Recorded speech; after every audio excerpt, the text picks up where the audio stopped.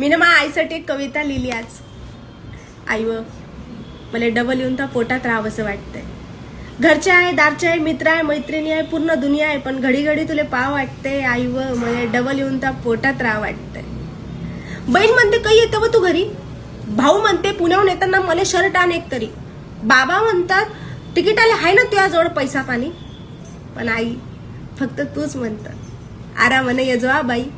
तुझ्या या एकाच लाईनीत तर मला सारं भरून पावल्यासारखं वाटते. आई व मला डबल येऊन तर पोटात राहावं असं वाटतंय.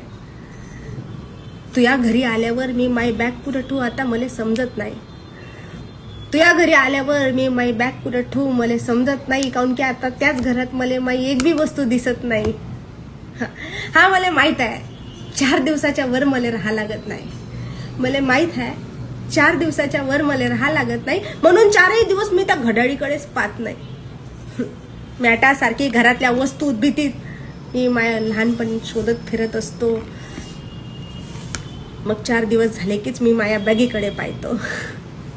मी किती पण मोठे झाले तरी त्या लहानपणीच्याच ताटात जेवूशी वाटतंय. आई व मला डबल येऊन त्या पोटात राहूशी वाटतंय. Miss you I.